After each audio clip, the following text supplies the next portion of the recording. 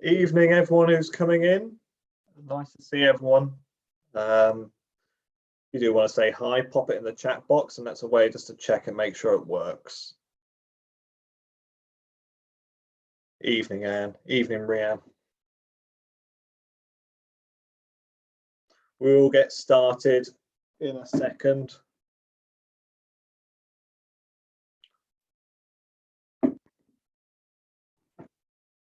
While we're waiting, we are joined by the digital literacy dog, and he has refused to go on his lovely bed, which I've made for him. So he just doesn't care at all. He may whinge halfway through, so I do apologize now. So firstly, again, thank you for coming along for this session. Again, it's great to see that so many people are coming on. I was talking to Beth about this, that even though many of us are still back in the classroom, we're kind of recognizing the importance of keeping our digital literacy skills up to date, and also that this is going to be a big thing for many of us, and it's going to really support us as we progress through. The aim for tonight's session is to go through something that I used to have these as books as a kid. These are called Choose Your Own Adventure books. I'm not sure if anyone has seen these books or recognizes them from when they were younger, but I remember they had a white cover with a red frame.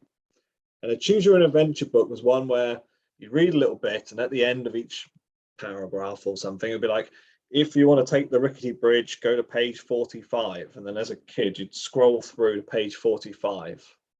But you'd always keep a thumb in the last page, because you got to page 45 and it would be like, this is the wrong bridge. You have ended. You are dead. So, no, I didn't see that.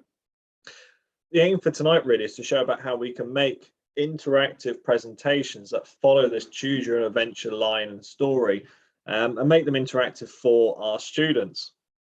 Again, it's something that we can create for learners, or we can also get them to create themselves, and it's quite a nice procedure for us to follow. And then I hope to kind of just recap looking at escape rooms, which is a feature that I've done in the past, but I think again it's like I want to look at the Choose Your Own Adventure works quite well for maybe your primary students, or if you just want simple little tests for them, whereas the escape rooms is that level up. It's that maybe it's more suited for secondary, higher education students, where a little bit of research is needed. The tools I'll be using tonight will be Google Slides. I'll be showing back again Mural, which I looked at last week. I'll be looking at how we can integrate our Google Slides with Microsoft Teams for the Choose Your Own Adventure story. And then with the escape room, I'm going to be using something called Onenote, which is a Microsoft package, which you'll have as part of your education Teams package from your school or setting. Choice is yours. Now, if you do have any questions or queries throughout this evening, if I'm not showing my screen correctly, because I do have that as a thing that I do regularly, please just pop a message in the chat box and I will happily answer that question and guide you through. Okay, people are still coming in, but I am going to get cracking because it's a little bit of a procedure, this one. So I'm just going to share my screen. So hopefully you should see my screen. If I just share this, fantastic. Now, with a Choose Your Own Adventure story, what we've got to do is we've got to start thinking initially about what our little bits are going to be and how it's going to work and how it's going to interact. Now, the example I want to use for tonight is I want to do a Choose Your Own Adventure story, and I'm going to think of something that I'm actually in the process of creating for my own learners. I've got student teachers who are going to be going out on placement, and I want to make sure that they're prepared for that setting. So I want to look at some of the dilemmas that they may have and see if they can help make the best decision moving forward. So Mural is a tool that I used previously. So this is just mural.com. And Mural is a nice kind of blank template that I can use to help structure my ideas, because I would really kind of suggest structure your idea before you start trying to create it on Google Slides. It'll help you just to piece it together and work out where your links are going to go. So I want to think about what each slide is going to be for my Choose Your Own Adventure. And I'm going to start with, on Mural, I've got the little post-it notes. So I'm going to assign myself a color scheme. I'm going to have yellow as my home page. So this is going to be my home page. And then what I'm going to have after each home page is I'm going to have my question. So if I have here my question, and then for each question, I'm going to have 2 possible answers. So I'm going to bring in my 2 possible answers. Again, you can have more than 2 answers if you want. You can have 3, you know, A, B, C, or D. The choice is yours. For simplicity, when creating your first one, just because you'll see how convoluted it can become, I would really suggest just keeping with 2 key structures. So my first dilemma for students, they may be going, I have a safeguarding concern identified within the classroom. Okay, so this could be, you know, for many of our students, they identify something in the classroom whilst on placement. They're unsure, okay, what do I do? So I'm going to give them 2 possible scenarios. So, you know, number 1 could be, you know, talk to the parent of the child and ensure that they are safe. Okay. The second one could be, and what we always recommend is even talk directly to the teacher or designated safeguarding lead, which they should really be made aware of prior to going into the setting. It's a core component. So I have my question and I have my 2, you know, possibilities. One being the correct answer, one being the incorrect answer.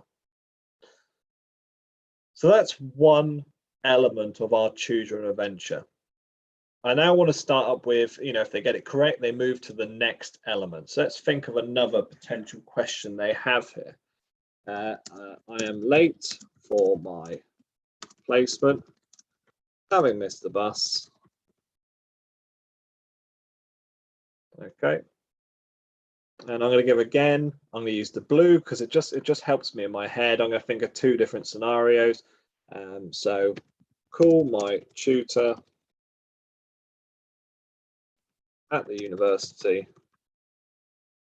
to inform them.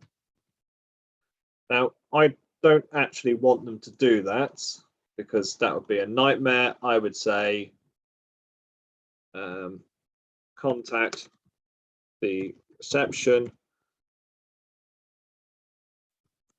or teacher, if available, at the placement setting. Now, these are quite straightforward little things for them to think about, but you'll be amazed at how often this comes up as a problem.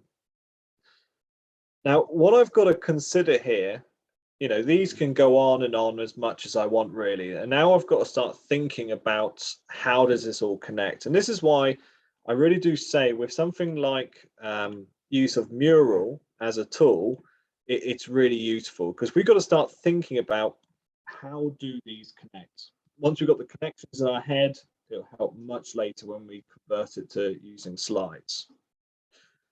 So what I'm going to start doing now is I'm going to start planning my arrows, my directions, because I've got to think, well, how does this connect? So I want it to be so that when they click on the home page, it takes them straight to question 1. That's question 1. Then they have 2 different connections. So if they click, let's say they click on talk to the parent of the child, I want that to go to another box, another slide. And this slide is a kind of like a wrong slide. I'm not just going to have the word wrong on there. I'll have like a little bit of feedback and get them to think about it again. And then I'm going to have a follow-up one here, which is if it's correct. So now I'm thinking, if they click that one, it's wrong. If they click this one, it's correct. Hopefully you're still with me. What I'm going to do is I'm just going to connect these together just because it helps me remember where everything is going. There we go. Why are you there? You can disappear. Let me just get my connections in. Now, if they click the wrong one, I want to have an arrow that takes me back to that original question. Got to keep that in mind. So I now know they click that to get to that. They have the two options. If they click that one, it's incorrect. And if they click that one, it takes them back to the question so they can revisit it. If they click this one, this is correct. And I want to go to the next question, question 2. So question 2 is a next scenario for them to consider. So I can now start to map out this journey. Again, let's put the same connectors in. So the next question, 2 options for them to consider.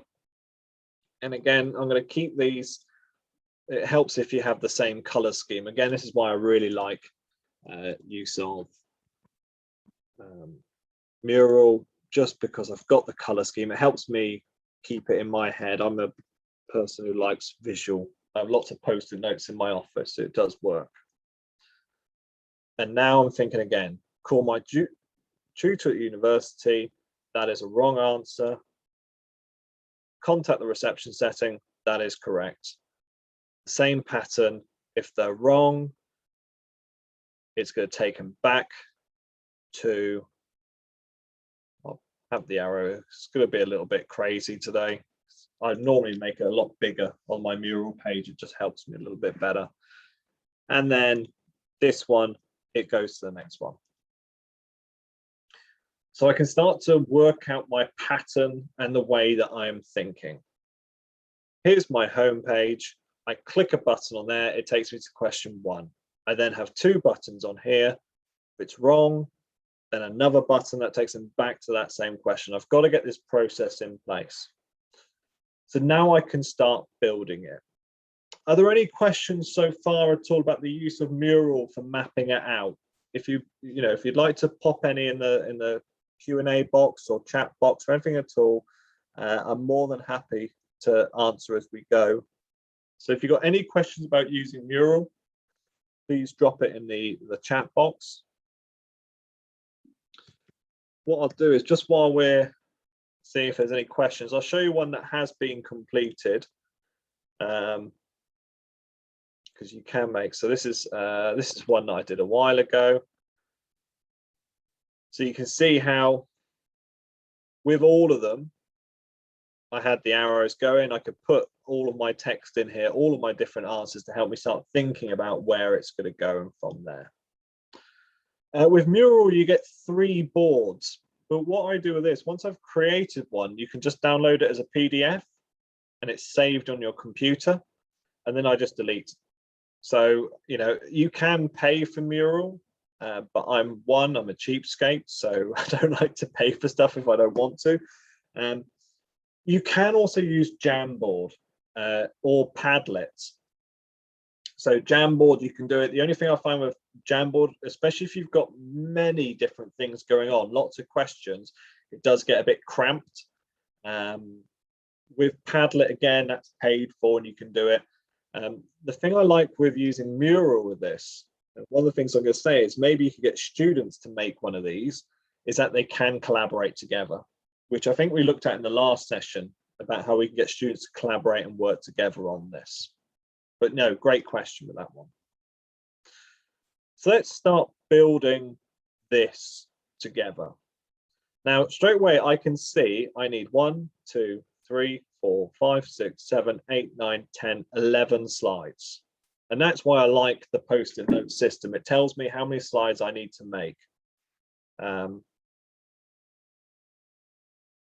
Yeah, I think Helen's made a great point there. It allows the students the chance to reflect and go back. I'm not a big fan of just saying you're wrong. You know, the great thing if you make this is allow them, you know, you can go back into the classroom, you can revisit the questions, which is something that I did. You know, did any of these cause an ethical debate? You know, did anyone cause concern? One of the questions was, you're driving home from your placement setting and you see a student walking in the rain, do you give them a lift in your car? And that created quite a big debate, because on my slide I just said no, and I realized that maybe I should have put a little bit more information about why you know, I'm not encouraging being heartless. So let's start a new presentation. Let's start a new slide. Now we know in our heads that it's going to be 11 slides at the moment. So if you want to make it easier for yourself, you can just add in those 11 slides straight away. You can see how it's quite a lot. And then what I would say is, for each slide, start typing in what it's going to be. So we can look back at my plan. I go, slide 1 is home. Okay, so I'm just going to put home there. You can add a proper title and those sorts of things. Slide 2, I'm going to have as my question 1.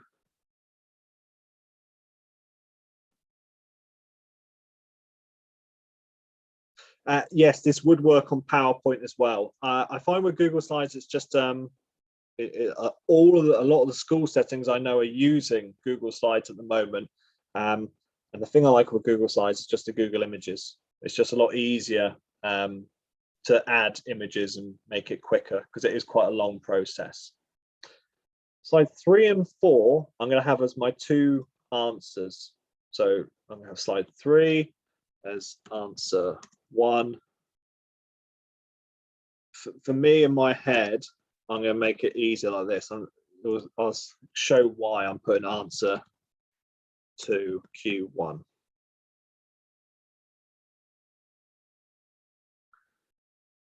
Slide 5 is 1, 2, 3, 4, wrong. Q1. Then slide 6 is going to be correct. Question 6. No, correct. Question 1. Okay. Home, question 1, answer, wrong, correct. And we're going to continue this as we go through. So then I would just follow the same pattern. I would go question 2 and so on. So question 2, and then the next one is answer 1, question 2, and so on. So you can see straight away, it's the planning of it using Mural makes your life a lot easier, especially when working out what's going to go on each slide and each text as it goes. So let's just start building our home page. Now, what I'm going to put on my home is, I'm going to have on here, I'm going to have begin. You may want to have, you know, let's have instead, let's click the arrow below to begin. And you may want to have instructions on this first page. The choice is yours. And then what I'm going to do is I'm going to go to insert, and I'm going to search for an image, and I'm just going to have, let's go for an arrow. There we go. It's a nice arrow. Absolutely ginormous arrow. This is what I like about using Google Slides. I think it's just the ease of having the images straight to hand. It does make my life a bit easier. So what I want to have is, when they click that, it takes them to the next, the question. So if I click on that, what I'm going to do now is I'm going to right-hand click on the arrow, and I'm going to go to, is it on there? No, I'm going to click, there it is, sorry. Up on the toolbar, you've got insert link. and I'm going to go insert link. Now, what I would say to you is one of the things I did notice that was a bit of an issue with Google Slides is that sometimes the bits you need are a bit further down. So what I would say is move it up the page, then hit insert link, and then find slides in this presentation. And I'm going to go slides in this presentation, and it's going to go to slide 2, question 1. And there we go. And then I can move it back down the page. So that's just a key thing to remember for later on. If you're going, oh, I can't see the link page because it's hidden right down the bottom of the screen, just move the picture up or make it smaller and then re-large it once you've added the link. So now, if I go to present, so hopefully you can still see my screen. If you can't, just give me a shout. So now the students click the arrow below to begin, and they get the little hand, they click that, and it takes them to the next slide. So what that has done is it's created a basic hyperlink over to the next page. So now I'm going to put in my question in here, go back to my mural page. Now, the easiest thing I like to do with this and the benefit is that once I've written it on Mural, I can just paste it. There we go. So I can paste the text that I've already written. It's not, I don't have to retype it. I've done it on Mural and I've put it in here. And then I'm going to insert 2 text boxes. So text box 1 is, let's go to this and let's go. Okay, so I'm going to say taught to the parent of the child. I've just copied that, and then I'm going to paste about formatting. There we go. And then I'm going to have number 2. Again, I'm just going to copy that text. I'm going to insert text box, whack it there, and I'm just going to go paste about formatting. Paste about formatting just keeps it the same text as what you had previously. So now I've got my 2 options. Top tip, don't do what I did a while ago and just have wrong, correct, wrong, correct, wrong, correct. Do try to mix them up. Students did realize that quite quickly. Now you can, the great thing again with using the Google Slides is instantly I can add an image. I can just search the web. So I just go insert, search the web, and I go, say I want to have it as an arrow again. Let's go for a different type of arrow. I can put that arrow in, insert.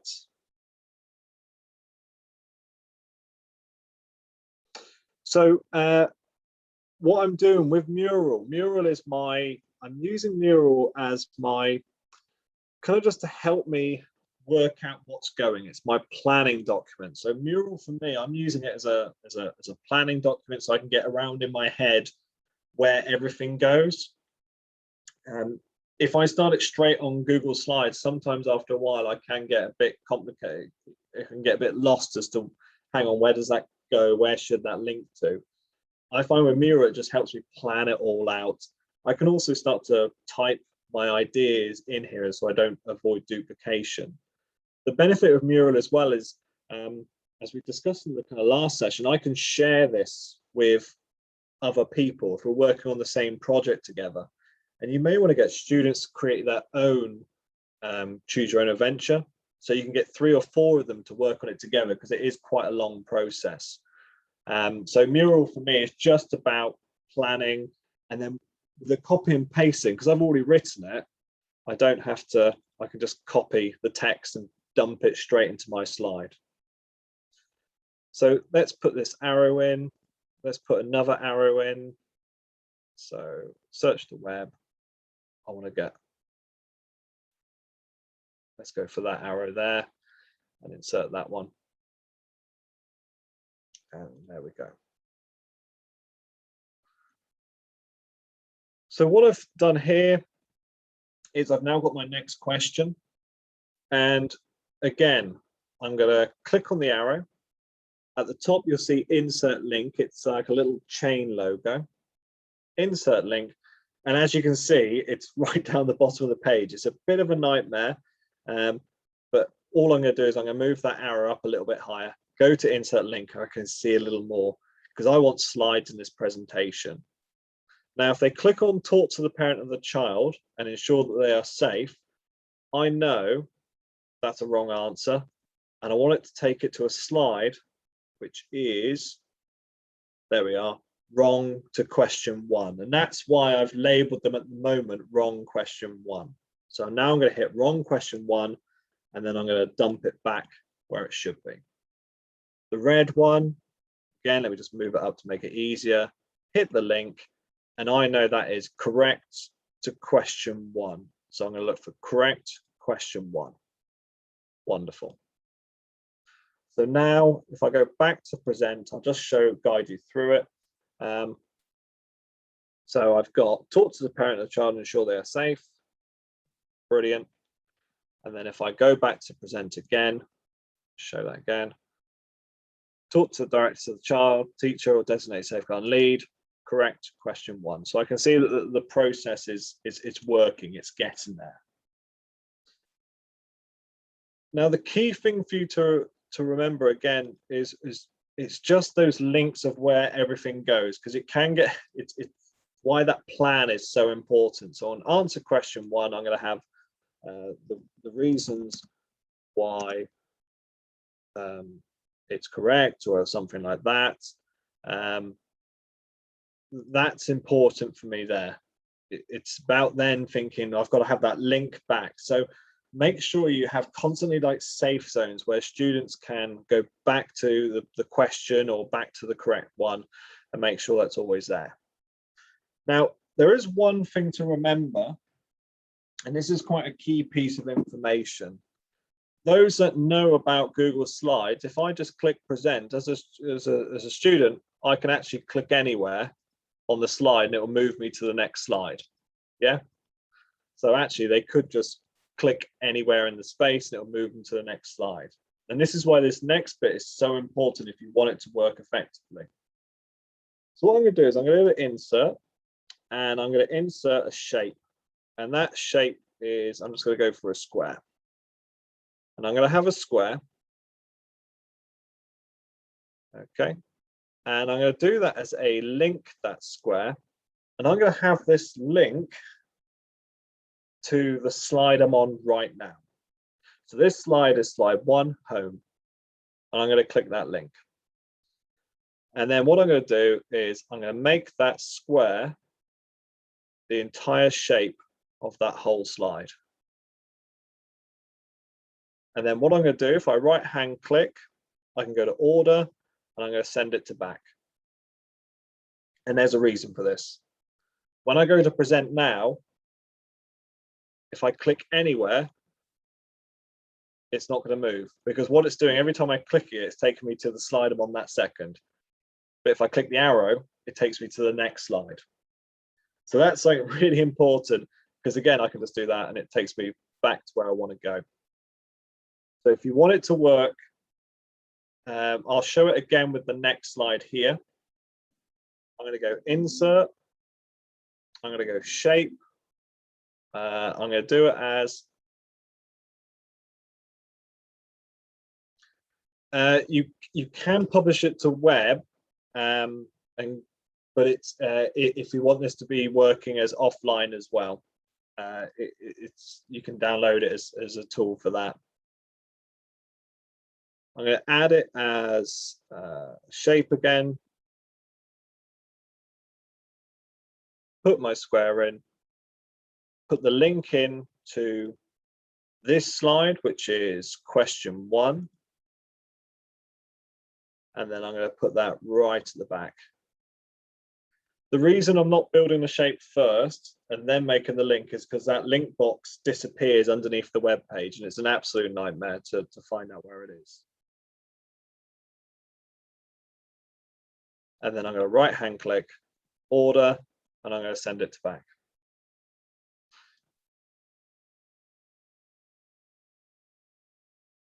So someone just asked a question here. I'm just going to read this. Do you add a link to the results slide back to the beginning or the next question? So if they get the answer correct, so say for example they get the answer correct, the link, I then have a little arrow that will probably take them to the next question. So here's the question. There's the two options. So that's on that slide there. If they answer it correctly, it takes them to a correct slide to say, yes, well done, this is good, and maybe a little bit more information as to why that is the correct procedure. And then I'll have another arrow that will take them to the next slide for them. So this is why that plan is there, because it can get a little bit complicated after a while. Now, once you've made all of your slides, what we're going to look at doing is going, okay, well, what's the next thing? And this is something you can make in the classroom. You can have this in your classroom. So once I've made this one, I can present it to the group and I can have the students there.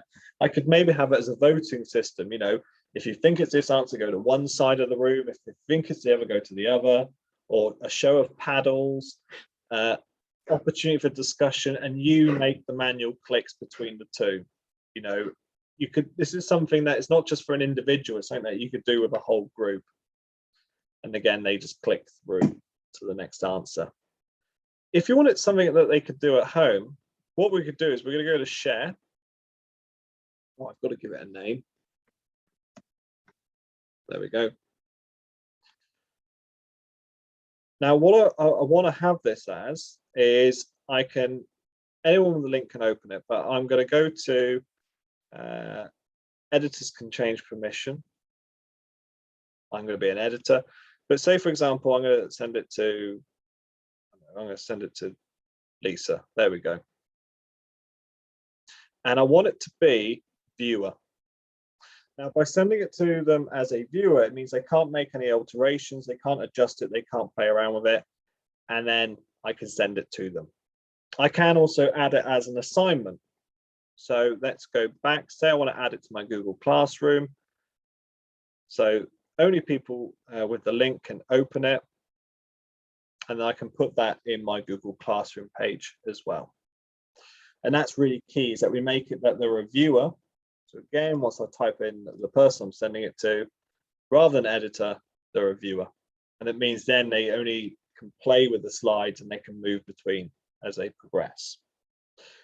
Now, the other thing you can do with this is I can take the link, and it's one of the things that I've been playing around with a lot. And say, for example, I have here my Teams page. Is I can go at the top of my Teams page if it's for a classroom, and I can hit the plus symbol, and I can go to, there's one here called website, which there it is, website. And I'm going to call this one, so choose your own adventure. Hi, Julian, sorry. Are we supposed to be able to see the Teams page? You are, but I don't want you to see it. So, okay. No, sorry. Thank you for shouting at me, that's great. Let me just share that again. So on your Teams page, what I've done is, if I just quickly pop back, can you now see I've got the link here? So I've copied the link. Then I'm going to go, so on the Google Chrome page, I've got the link when I've gone to share. And then I'm going to go to my Teams page. And at the top of the page, what I'm going to do is I'm going to go to the plus symbol. And I'm going to go to website. And I'm going to give it a name. So say choose your adventure. And I'm going to paste the web link. And then I'm going to hit save. Now, what this will do is once they've logged in with their accounts, oh, I've got to remember what my password is now. No. Oh, will I remember my password? There we go. And you can embed it as a feature on there, and they can take part in it, and they can play the game. So it can be embedded into and have all the features that work as a Google Classroom page. And that's creating Choose Your Adventures using Google Slides. If you have any questions about the process there at all, please drop me a message in the chat box. And yeah, that'd be much appreciated. And then we'll start looking at escape rooms while the dog has a moment in the background. Any questions, please pop them in the chat box. I'll be more than happy to help.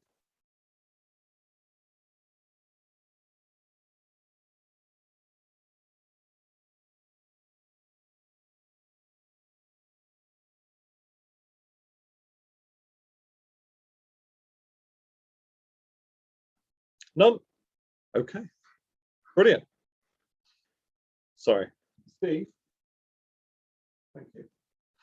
The next thing I want to look at is, let's start thinking about what we're doing, which is interactive presentations. Let's go that next level up. And what I want to look at is using a tool called Onenote, which I've showed in the past for making escape rooms. And I do want to kind of give you a little bit of a hand with that. Now, what I will do for you, I have on my Padlet page, I have my escape room toolkit. So I'm just going to share my escape room toolkit. What I'll do is I'll pop it in the chat box, the link to this, because this is where I start to add all my things that I find on the internet. So what I'll do is I'll just put this into the chat box for you. So hopefully you can see this in a second. There we go. So if you want to have that link, it's yours to your heart's content. But what I want to make is, I always think of it kind of like the crystal maze, my escape room toolkit, this, because I want to make an activity in which when students solve clues or puzzles or quizzes, or they get an answer correct, they can move to the next room as such. Are there any questions at all so far? Sorry, I spotted one pop up. Someone's raised their hand. If you do have any questions, whack them in the chat box and I'll be happy to help. So what I'm going to start with is, I'm just going to share my page. I'm going to share with you OneNote. Now, OneNote is a really great tool which you can use for, I think of it like a 1980s file of facts for lots of different chapters for sharing. But it's what I use a lot for kind of making these escape rooms. If you can't find a link to the Padlet, it should be there for everyone. There it is. Beth's just reshared it for you. So now with OneNote, what I'm going to do is, I've just opened it and I'm going to go new. And I'm going to create a new notebook. Now, what I would say for you is save it to your cloud drive. And there's a reason why. Definitely save it to your cloud drive, because we want this to be an online platform tool for students as opposed to an offline one. And I'm going to create this in a new folder, and I'm going to create this one. So NEU escape. So I've just created a folder for this to go in, because what this will do is it'll share it, it'll save it as lots of different bits and pieces for you. Helps if I actually give it a name. So I don't want to share it with people yet because I've not made it. Now with the escape room, what you'll see along the top are these tabs. And the tabs I want you to think of as rooms to progress between. So I've got room 1, room 2, room 3, room 4. How you create these is where you start to bring your creativity and your imagination to mind. So you may want to, you know, if I right-hand click on it, I can rename it, and you may want to call it, you know, the dungeon room, or you may want to do it as classrooms in your setting, K102, or you may want to, you know, let's go to old school Crystal Maze and call it, you know, the technology zone or something like that. Because the intention of this escape room is that students complete a question to access the next room, and so on. So let's start with the dungeon.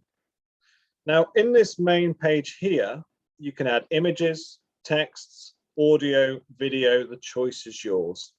And this is the one thing I like about using this, is that it does allow you the option to add a wide array of different features.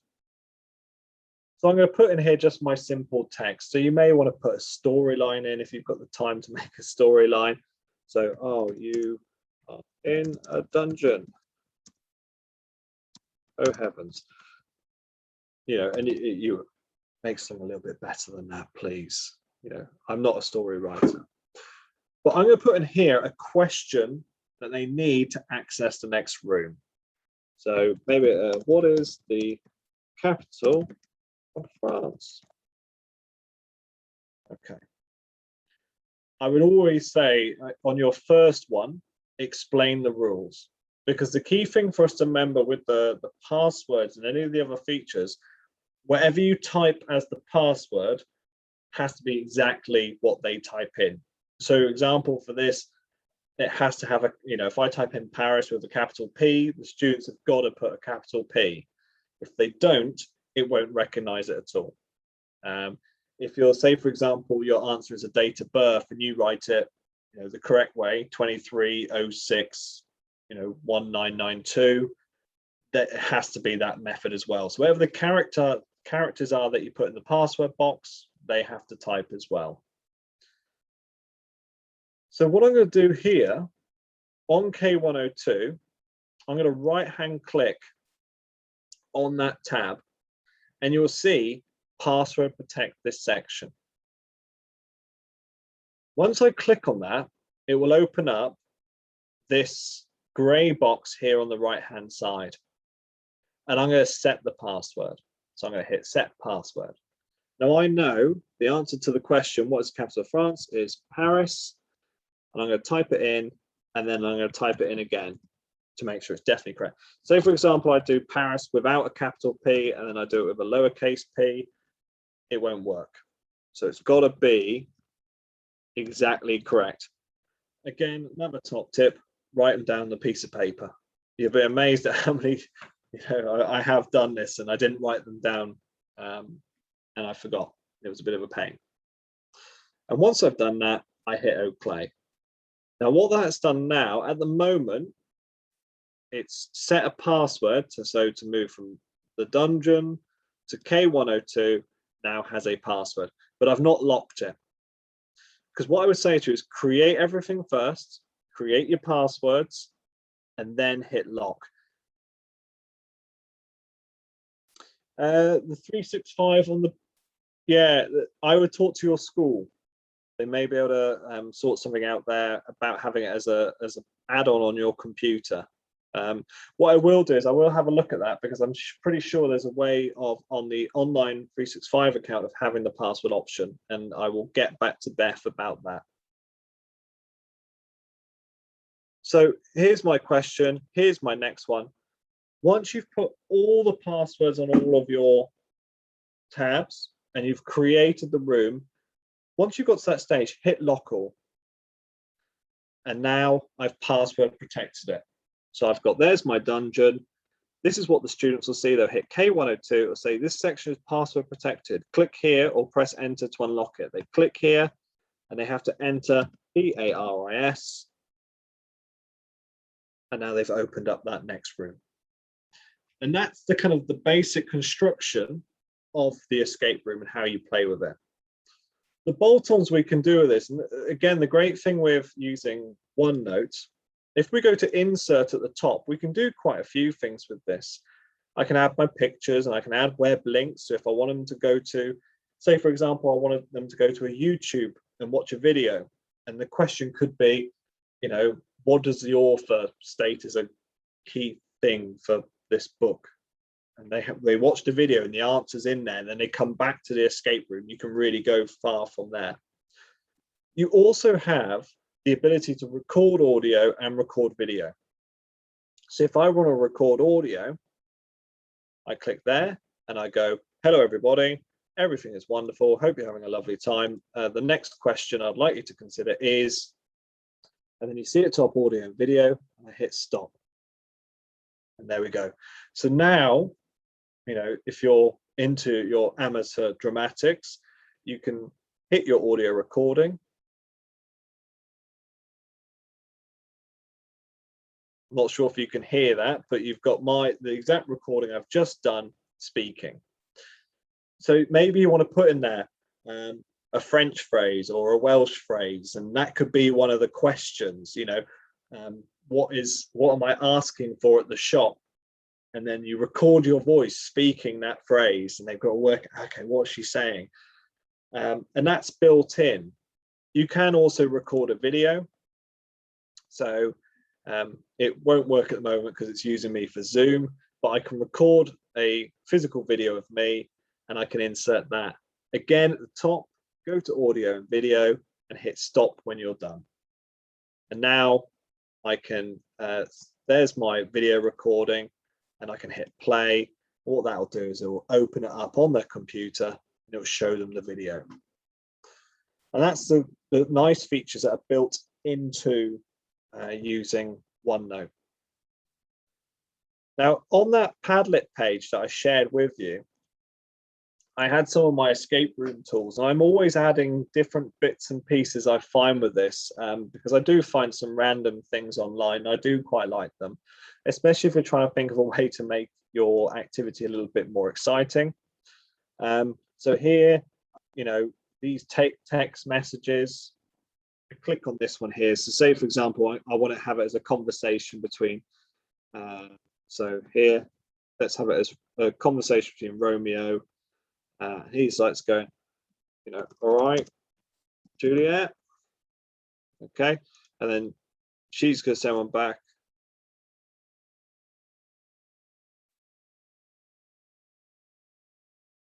All right, lad. You know, now once I've created this, what I do is I just hit create image. And then that saves it as a little image for me. It's just creating at the moment. There we go. Download the image. And I can just drag and drop this onto my OneNote. So hopefully you can see on my OneNote now. There we go. So, you know, there's lots of little things I have added into that Padlet, and I will continue to add to them. I've also got one on here which I really quite like. Again, consider the age of your students. But like there's one here, it's like Ransom Notes. So you can put like a discussion in there. So I know I have kidnapped your teacher. Work out the clues to find them. Now, this one here, I can pick how I want it to look. I'm just going to go for, there we go. And I can just get that image, copy that, go back to my OneNote page and save it. There we go. I can just paste that. So on that Padlet page, there's loads of different bits and pieces you can add. You can make it really exciting. You can play around with it, again, with how much time you've got. Now, once you've made this, the aim is to go, well, what's my next step? How can I share this with learners? So what we're going to do is we're going to go to File, and then we're going to go to Share. And I want to share this with the people in my classroom. So I can either get a sharing link, and I want to get a view link. And this is key. When you share it, you get the link as a view link, not an edit link. Otherwise, they can just go in and they can move between the slides. And then we hit create link. So I can just copy that. I can either send it in an email to them, or I can put it in their web page, and they can access that straight away. So here's what it looks like. I've just put the web link in. This is what the student will see once they get the link. So they can see the zones they need to get to, but they hit K102. Password protection. Click there, type in Paris. There we go. And they've got their next slide where they can hit their audio recording, where they can download it, and they can listen to that. And we've got our other zones here where they can play around and add bits and pieces. And that's really it with making escape rooms. It's quite not a simple feature. It takes a little bit of time and planning, but it's something, again, that once you've made an example one for students, maybe they could make one, maybe they could work in teams. You can do it on themes, you know, maybe Romeo's got to break out Juliet and support them. If there's any questions at all, again, please drop them in the chat box. I'm more than happy to answer them. And I hope those two tools have been quite useful for you, and it's something that you can take forward. And kind of best of luck, really.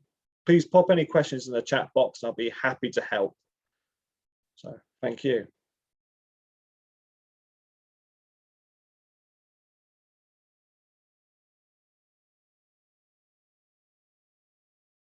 Oh, I'm glad that they're useful for you. You know, it's just different things that are quite good, and I always like that you can take anything, and I think sometimes there's a bit too much onus on the teacher making the digital literacy, but you can actually get students really quite key, and oh, I'm going to do this, I'm going to do this.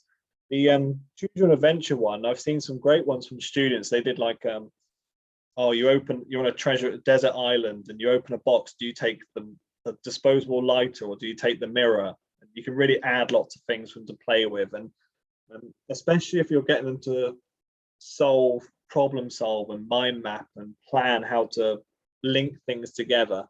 It is quite a few skills there for them really to play with.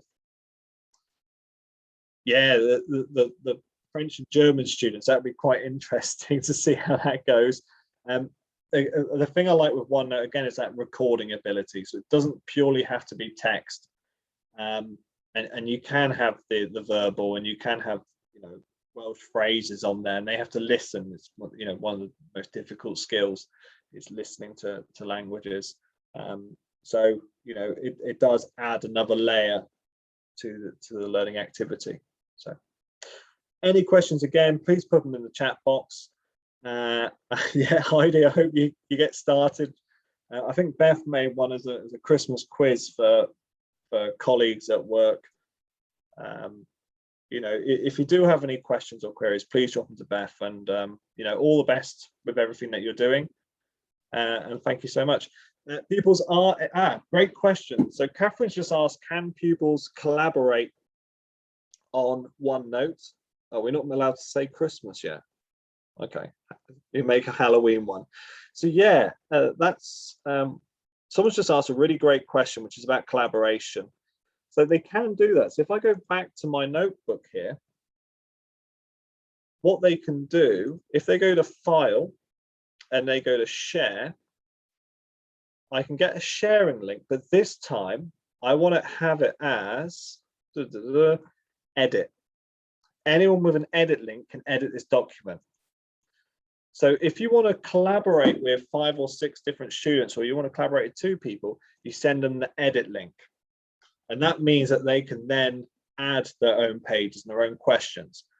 The key thing again to remember is that once the password is made, you can't get rid of the password. The only way, say for example, you do forget a password, is you've got to delete that page. That's the only way. If you set a password and you forget it, it won't say, oh, answer an email and we'll send you the password. The only way to get rid of it, if you forget the password, is that you've got to delete the page. And that's a little bit of a pain there, really. So if they do forget it, they have to delete the page and start again. Or they can just move it to the back if they go, I may remember it next week. So you can move them between the two by drag and dropping. But that's a really great question. So thank you for that.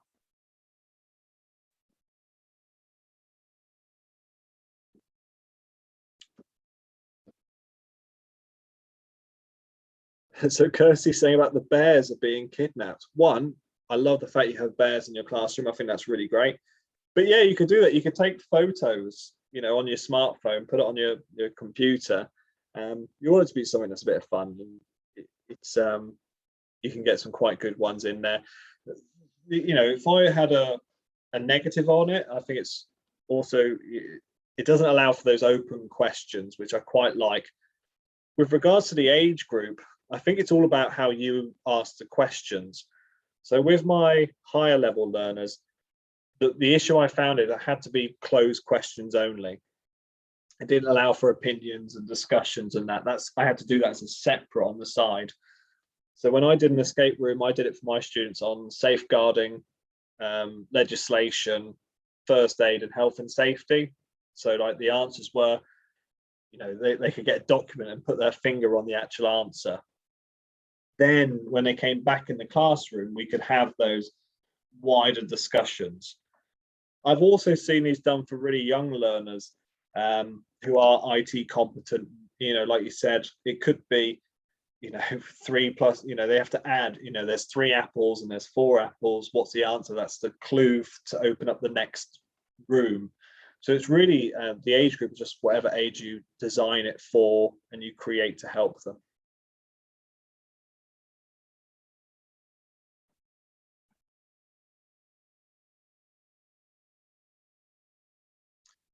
Any other questions, please pop them in. So Beth shared one that she's created. So if you do want to see an example one up there. But if not, have a lovely evening and I will see you all very soon. I think the next session, which Beth has put out, we're looking at voting and polling tools, bolt-ons and add-ons and some other software for engaging critical discussion and debate in the classroom and interactive bits and pieces. So that will be going out shortly and hopefully that's of use as well. So if there is anything that you go, I really would like some extra support from, please do speak to Beth or Lisa. We do have a natter and we kind of go, oh, this is something that'd be quite interesting. But no, have a lovely evening and I will see you all very, very soon. So, thank you. Because the dog is whinging. Cold outside, see if you can stay in.